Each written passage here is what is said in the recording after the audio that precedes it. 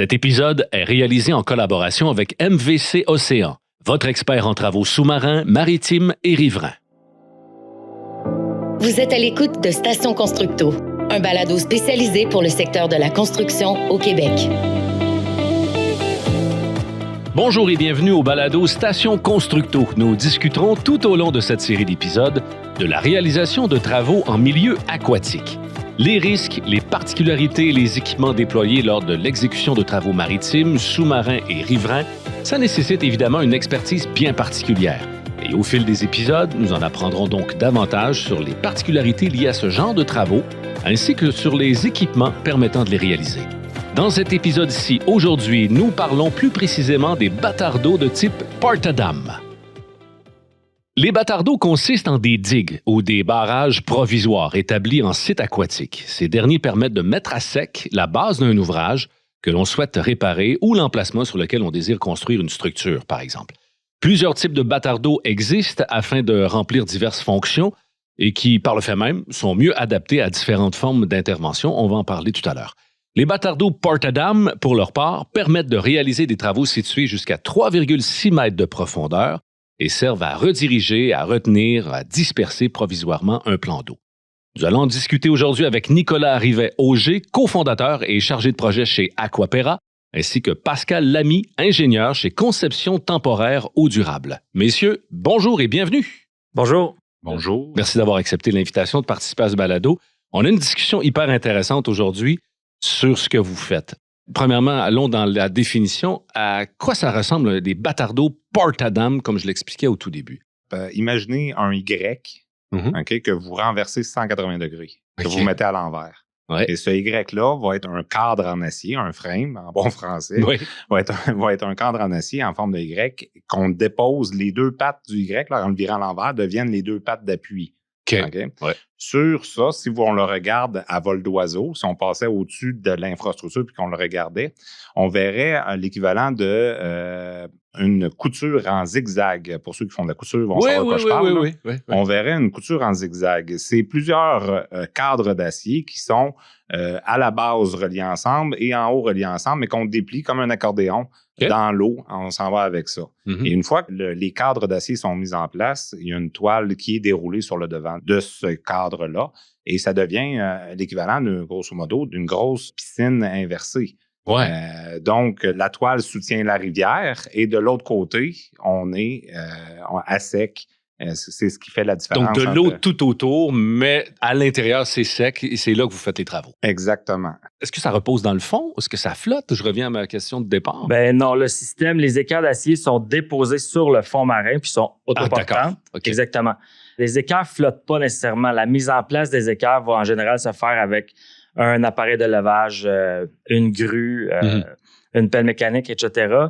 Advenant le cas où le site soit pas accessible avec un appareil de levage, on peut attacher des ballons après les équerres individuellement, puis on peut faire flotter les équerres pour les apporter, par exemple, sous un pont ou loin de la rive si jamais c'est pas accessible avec la grue directement. Comment les bâtards d'eau Portadam ont fait leur début ici au Canada? Parce que c'est américain comme conception, je pense. Oui, en fait, Portadam a été inventé au Royaume-Uni en 1974 par deux ingénieurs là-bas qui cherchaient des solutions pour réaliser des travaux à sec. Puis il n'y avait rien vraiment qui existait. Ça a été importé aux États-Unis début des années 80 environ. C'est assez récent quand même. Oui, puis c'est ça. La compagnie Portadam est basée au New Jersey, puis eux, ils sont là depuis début des années 80. Puis c'est arrivé au Québec autour de 2011-2012, quand Aquapera a découvert ce système-là qui existait évidemment déjà, mais c'est là qu'on a approché Portadam pour importer le produit au Québec. Et puis depuis 2012, depuis qu'on est les installateurs officiels, ça nous a permis d'en installer dans toutes les autres provinces canadiennes.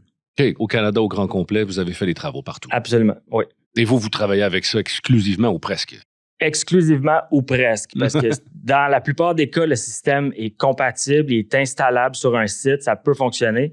Parfois, ça arrive que le système n'est pas compatible. C'est pas un système qui est compatible sur tous les sites. Moi, j'imagine. Donc, dans ces situations-là, on va installer d'autres systèmes.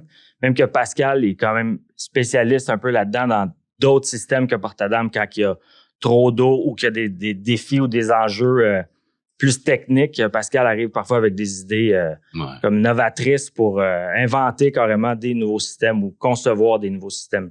Donc, Portadam ne peut pas être installé sur n'importe quel cours d'eau, justement.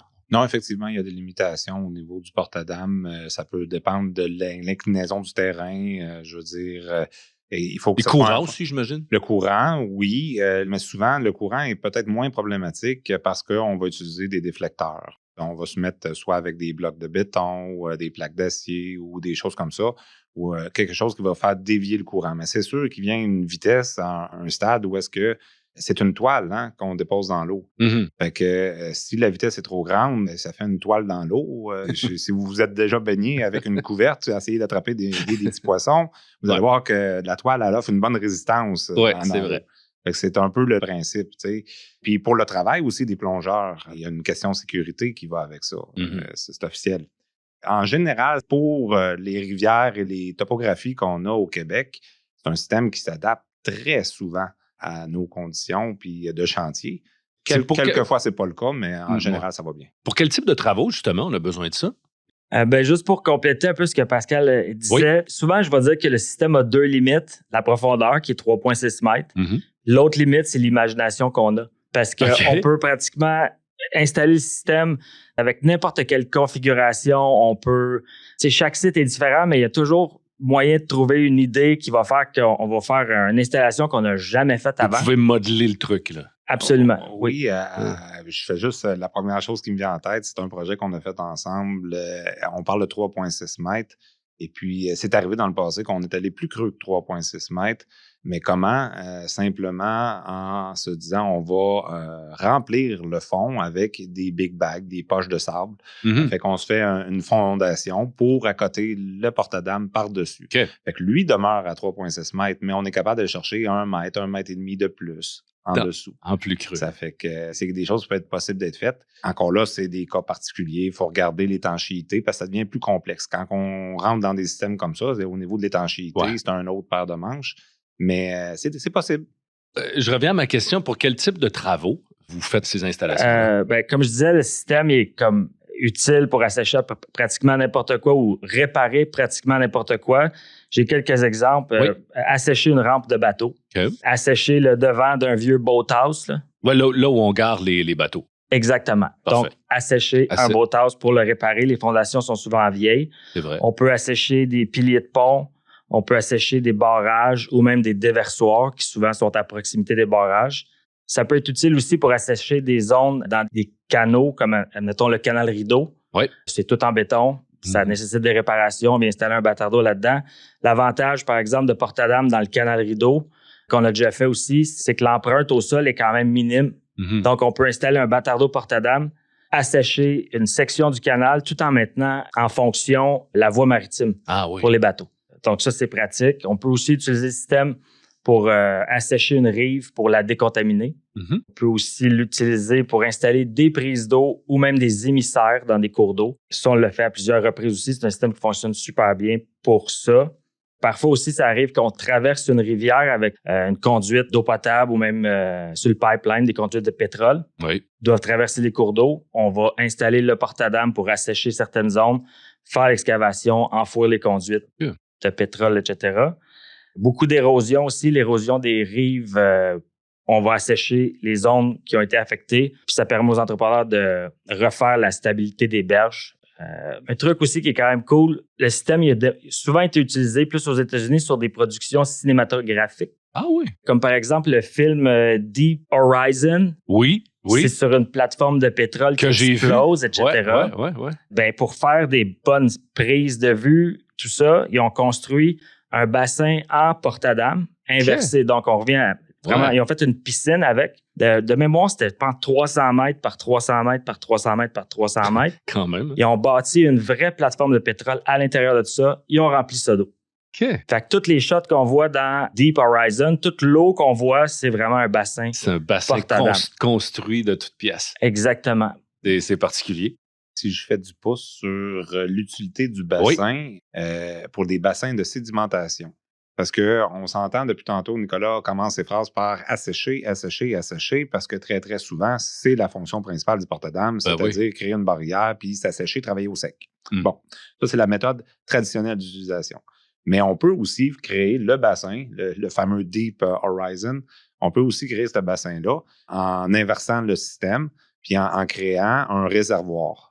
Okay. Puis ça peut devenir une forme de piscine. Dans le cadre d'un chantier de construction, ben, ce qui peut être intéressant, c'est, on le sait, pour les mesures environnementales, souvent, les entrepreneurs se font demander des bassins de sédimentation. Ouais. Un bassin de sédimentation, quand on peut le creuser puis qu'on a de la place pour ça, on est bien content, on y va comme ça, c'est même ça se fait traditionnellement. Par contre, ça arrive des fois qu'on est sur un socle rocheux, on est dans une ville, il y a de l'asphalte, il y a des infrastructures, des choses, on n'est pas capable de creuser. Et si la quantité d'eau est trop grande, qu'un simple conteneur ne fait pas la job, il faut avoir plus de volume, puis avoir plus de volume signifie avoir un plus grand réservoir. Et là, le porte-dames serait une option intéressante pour ce genre de système-là. Ça pourrait être quelque chose. Je sais pas absolument, non, tu as vraiment raison. Même que j'ai une anecdote, il y a une année, à Montréal, il n'y avait comme pas le choix de rajouter des milliards de litres d'eau dans le fleuve. Oui, ça avait fait les manchettes, je me souviens. Oui, puis moi, j'entends ça aux nouvelles, je me dis, coudonc, je vais contacter le maire de l'époque, j'ai oublié c'était qui. Fait que je les avais approchés parce que je m'étais dit, au lieu de rajouter ces milliards de litres d'eau-là dans le fleuve, on va leur bâtir un gros bassin. Mm-hmm. Sur un terrain de football. Sur un terrain de football ou 2 terrains de football ou le nombre que ça va prendre. Ben oui. Puis, on va pouvoir envoyer toute l'eau là-dedans au lieu de l'envoyer dans le fleuve. Au lieu de la perdre. Ben, je trouvais que mon idée était excellente, mais elle n'avait pas été retenue. Ça n'avait pas été retenu. C'est vrai que ça aurait été utile, ça, peut-être. Mais oui, ça a été aussi beaucoup utilisé, les réservoirs hors du sol, pour l'extraction dans les sables bitumineux. Ah oui. Il y a beaucoup d'eau qui est nécessaire, je crois, à l'extraction de pétrole. Puis il crée des bassins de cette façon-là. Oui. Est-ce qu'il y a des risques lors de l'emploi de ce genre d'équipement-là? Est-ce qu'il y a des risques environnementaux? Comment on peut prévenir ces risques-là, s'il y en a? Ben, les risques, je dirais, en général, ils vont être reliés à la profondeur de l'eau plus pendant les travaux. Okay. Parce que chaque système qu'on installe, on va aller approuver le site avant de faire l'installation. Puis avant, évidemment, d'envoyer un porte-dames en chantier, on s'assure que ça fonctionne. Mm-hmm. Par contre, parfois, en cours de travaux, il y a énormément de pluie, les niveaux d'eau vont monter. Donc, il y a des possibilités que le site se fasse inonder en cours de travaux. Mais l'eau va simplement passer par-dessus le bâtard d'eau. On le voit venir d'avance, donc on sort les équipements, on sort les travailleurs, on sort tout le monde. On se laisse inonder, puis on attend que la rivière ou le lac redescende. On repart les pompes, puis on réassèche l'intérieur du bâtard d'eau. OK. D'autres risques, Pascal? Toi, tu le vois sous un concept de niveau d'eau, là. Je dirais, de mon point de vue, le plus gros risque qu'on a avec le porte-dames, c'est l'association de où est-ce qu'on est et qu'est-ce qu'on en fait. Et c'est pas tant le système, c'est qu'est-ce qu'on va faire à côté du système qui peut mettre en risque le système. Okay. Je m'explique. Si le travail à faire, c'est de venir faire, on va dire, de l'enrochement d'une berge, on installe le porte-dames. Après ça, on est à 3, 4, 5 mètres en arrière et puis on dépose des roches. Ça, le système, le risque est très faible. C'est-à-dire, il pourrait avoir une montée des eaux plus haute que prévu, qui ferait en sorte que le système serait débordé. C'est comme un trop-plein.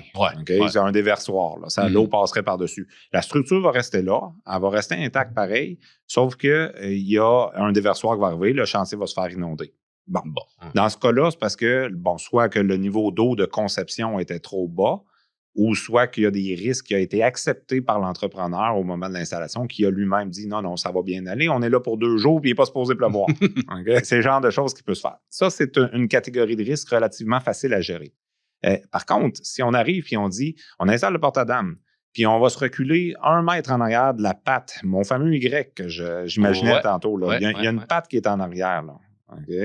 La patte qui est le plus au sec, pas celle qui est sur le devant. Elle, si on s'en va en arrière puis qu'on commence à creuser, puis qu'on creuse, et on creuse. Oh, j'imagine de ce qui arrive. Là, ça se peut qu'on mette à risque selon la nature des sols. Ben oui. Parce que si on est sur du roc solide, on peut creuser ça au couteau bien franc sur 50 pieds de profond. Si on est sur du sable, là, attention, on a tous déjà creusé dans l'eau, puis on sait ce que ça fait. Puis il ne faut pas oublier que Le système d'étanchéité d'un porte-à-dames est en surface. C'est une toile qui est déroulée dans le fond marin. Ouais. Okay? Elle ne rentre pas dans le sable, la toile. Elle est déposée sur le sable. Ouais. Ça veut dire que si on a un fond de rivière qui est très sablonneux, qui laisse passer l'eau, à la limite de la pierre nette, quelque chose qui a beaucoup de vide, ça ferait un moyen de rentrer l'eau par en dessous. C'est donc de dire que le porte-à-dames va avoir des meilleures performances dans des projets où est-ce qu'on ne va pas creuser dans la rivière. Quand on creuse dans la rivière, c'est pas impossible, on le fait aussi, mais il faut être conscient que plus on creuse et plus on s'expose à un risque d'infiltration par le dessous du porte-à-dames.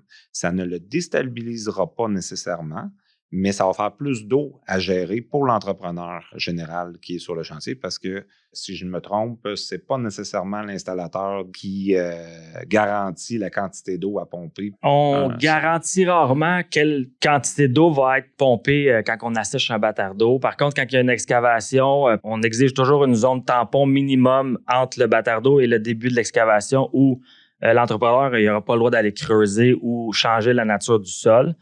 Ça, on dit exactement quelle distance ils ont le droit de commencer à creuser. On va aussi allonger la membrane du côté de l'eau, du côté amont. Okay? On va allonger la membrane plus loin pour créer vraiment un déplacement de l'eau, le gradient hydraulique qu'on appelle. Là, on va chercher à le réduire au maximum, que s'assurer que la venue d'eau est limitée au maximum. Mais quand on creuse, on s'expose. Si on parle de risque, quand on creuse, on s'expose à des découvertes. C'est normal. Il pourrait y avoir l'équivalent d'une veine d'eau en dessous du porte-à-dames qui pourrait être là aussi. C'est un risque qui est là, contrairement à d'autres types de bâtards d'eau qui vont être plus invasifs dans le sol. Je pense à un bâtard d'eau en pale planche qui va descendre profond. Mais c'est une autre installation. Une autre installation. On en parlera dans un autre podcast. Mais pour ce type de barrage temporaire, l'installation, c'est long? Ça prend plusieurs jours, plusieurs heures? Comment ça fonctionne? Dépendamment du type d'installation, évidemment. Puis il faut se rappeler aussi qu'on a différentes hauteurs d'équerre. Les équerres varient. Les plus petites, ils ont 1 mètre de haut. Je vais le dire. 1 mètre, 1,5 mètres, 2,1 mètres, 3 mètres et 3,6 mètres de haut. Évidemment, un équerre de 3,6 mètres de haut, ça pèse 660 livres. Donc, elle est installée avec un appareil de lavage, mais le fine-tuning va se faire avec des plongeurs. Donc, c'est beaucoup plus long de placer un équerre de 660 livres de niveau parfaitement balancé. Si on y va avec... Pour l'installation, vous avez besoin de plongeurs? Absolument. Toutes nos installations de porte-à-dames sont faites avec des scaphandriers de MVC Océan, Aquapera Industrie. Puis, on a des plus petits systèmes aussi, tu sais, de 1,5 mètre de haut. Ça, je pourrais une cadence d'installation d'un système de 1,5 mètre de haut, on peut l'installer quasiment 100 mètres linéaires par jour. Là. Ah oui? Dans peut-être 2-3 pieds d'eau. Dans 1 mètre d'eau, si le fond il est beau, ça s'installe rapidement. Quand on va avec des hauteurs de 3 à 3,6 mètres de haut, cadence d'installation moyenne, on va faire entre 20 et 30 mètres par jour dans des conditions optimales. Corrige-moi si je me trompe, mais j'aurais tendance à penser qu'à partir du moment qu'on dépasse les yeux du plongeur, qui sont habituellement entre 5 et 6 pieds de haut, quand on dépasse ça, la cadence doit ralentir. Absolument. C'est logique. Ça part du fondamental. Le scaphandrier qui est là, qui a la tête sortie de l'eau, puis qui voit qu'est-ce qu'il fait, puis qui travaille en dehors, va être capable de travailler beaucoup mieux que s'il est complètement immergé. Tout à fait. Puis, ça va avec le ratio des équerres. Puis là, j'en profite pendant qu'on parlait de la hauteur, mais il faut comprendre que dans mon fameux Y, c'est un Y qui est au 45 degrés. Donc, la hauteur, la largeur est la même. C'est l'empreinte au sol, quand on le regarde à vue en plan, en vol d'oiseau, l'empreinte au sol, si on parle d'un bâtard d'eau qu'il faut qu'il soutienne 3,6 mètres de haut, bien, au minimum, l'équerre va avoir 3,6 mètres de large pour le tenir. C'est le principe même du porte-à-dames. C'est le poids de l'eau qu'il a sur sa tête qui le stabilise. Il y a besoin de ce 45 degrés-là. Est-ce qu'il y a des endroits où c'est pas possible d'installer des bâtards d'eau? J'imagine que oui. Hein? Absolument. On utilise une autre façon de faire. Non, mais il y a des endroits que c'est pas possible. Puis c'est le bout le plus difficile de mon travail, personnellement, c'est que je voudrais l'installer partout. Ouais, parce que c'est plus simple. Ben oui, puis j'aime ça installer ça, puis c'est des beaux défis, etc. Puis même que des fois, quand je me dis « ça va être compliqué ici », ça me donne encore plus le goût de faire l'installation. Mais faut savoir dire non des fois parce que même s'il y a des sites qu'on sait qu'on va peut-être être capable de faire l'installation, si justement il y a trop de risques en lien avec le projet, faut savoir dire non puis dire ici, c'est un site où on devrait installer de la pale planche ou des blocs de béton, exactement. Une autre façon de faire. Pour faire un retour aussi sur la gestion des risques, un avantage du système, s'il y a trop d'infiltration, par exemple, on a toujours nos scaphandriers sur place. Puis, comme chaque bâtard d'eau qu'on installe vient avec une seule membrane qui est conçue sur mesure par bâtard d'eau, ça veut dire que l'eau, la seule place qu'elle va pouvoir rentrer, c'est par tout le périmètre autour de la membrane. Ouais. Donc, s'il y a de l'eau qui rentre, on sait exactement où chercher. Puis s'il y a une vanne d'eau qui s'est créée, le plongeur, en faisant son inspection puis en faisant le tour du bâtard d'eau, va tout de suite voir elle vient d'où l'eau, puis on est capable de travailler de façon chirurgicale sur l'infiltration puis être capable de la colmater facilement. Alors que d'autres systèmes de bâtard d'eau temporaires, etc., les gens vont utiliser plusieurs toiles. Ah ouais. Donc, ils vont tous s'overlapper une par-dessus l'autre. Donc, quand vient le temps de gérer des problèmes d'infiltration, ça devient pratiquement impossible. Ah oui, ça peut venir de partout. Là. Ah oui. Les bâtards d'eau fait maison, si on veut, avec des toiles, effectivement, pour en avoir vu plusieurs. Les joints entre les toiles, on a beau les overlapper, les chevaucher un par-dessus l'autre, il demeure qu'il y a de l'eau qui s'infiltre. Ah ouais. Puis le problème, c'est que cette eau-là voyage horizontalement beaucoup. Puis au final, on cherche la source qui peut... Des fois, on la voit arriver de notre côté à une place, puis le point d'entrée peut être très loin. Fait qu'on peut chercher pendant des mois à essayer de trouver la source d'eau. Tandis qu'avec Portadam, c'est une membrane qui n'a pas de joint, qui est d'un bout à l'autre. Quand on voit de l'eau rentrer à une place, c'est parce que la fuite est directement là. On a un visuel dessus. Et de là qu'on est capable, avec les scaphandriers, rapidement d'arriver et comme Nicolas dit, chirurgicalement, d'aller cibler la zone et réduire les volumes d'eau jusqu'à un niveau acceptable. Le premier critère, quand vous arrivez sur un chantier, puis ça nous prend ça absolument, ça nous prend le bâtard d'eau Portadam. Quel est le premier critère? Vous dites, ça nous prend ça absolument. Moi, je dirais la rapidité du système. Si on compare ça à 3,6 mètres de haut pour retenir de l'eau, si on compare ça à une structure d'acier qu'on ferait maison, il faut aller en plans et devis, il faut aller en fabrication, il y a des délais, il y a beaucoup de processus. Ça, c'est un système qui est déjà reconnu, qu'on connaît, on peut aller vite avec ça. Ça, c'est une chose. Si on compare ça avec un bâtard d'eau en pierre, les quantités de pierre, d'où est-ce qu'ils viennent, les transporter, les mettre en place, si l'intervention est minime, puis qu'on est pas, on est là pour une semaine, ça vaut pas nécessairement la peine de prendre 3 semaines pour construire le bâtard d'eau. Ça fait que c'est une question d'échéancier, de durée des travaux. Fait que quand on voit une place où est-ce que on a un travail qui est pas nécessairement de 5 ans, c'est pas un grand chantier d'envergure, mais c'est un chantier pour l'été. Okay? Puis, on regarde la quantité de mètres cubes d'empierrement qu'il faudrait mettre là-dedans, le mettre et l'enlever. Il faut l'enlever aussi, il faut que ça parte. Quand on regarde tout ça, le temps perdu par rapport à la gestion de l'eau, puis qu'on dit au bout de la ligne, la fenêtre des travaux réels, parce que on se le cachera pas, là, les entrepreneurs aiment peut-être Portadam, mais en réalité, s'ils pouvaient s'en passer, ils s'en passeraient. Ils feraient eux autres, ce qu'ils veulent faire, c'est les travaux. C'est pas installer des bâtards d'eau. Oui, c'est ça. C'est pour réaliser le travail qu'on fait. C'est ça. Qu'on monte le bâtard d'eau. On essaie de libérer du temps sur l'échéancier pour que l'entrepreneur, de son côté, soit capable de faire son travail avec la plus grande fenêtre d'exécution. Moi, c'est ce que j'essaie de vendre aussi un peu en même temps. Des fois, c'est que souvent, les entrepreneurs vont être spécialisés dans la réparation de piliers de pont, par exemple. Mais là, le pilier est dans l'eau. Moi, je leur dis, gérez votre job comme si c'était un pilier de pont à sec. Moi, je vais m'occuper d'installer un bâtard d'eau. Je vais vous mettre ça à sec, puis vous n'aurez pas à gérer cette portion-là qui est souvent la plus difficile à calculer puis à gérer. C'est votre job de le réaliser puis de le faire. Oui, exact. Est-ce que vous auriez un conseil à donner? Un entrepreneur qui aurait besoin de travaux, son premier critère à lui, à l'entrepreneur qui veut vous engager, qu'est-ce que vous leur direz?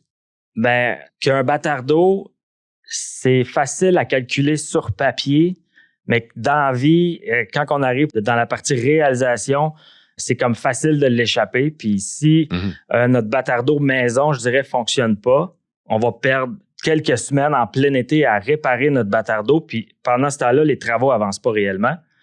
Puis ces semaines-là, souvent, vont être rattrapées en novembre, décembre, janvier, en période hivernale.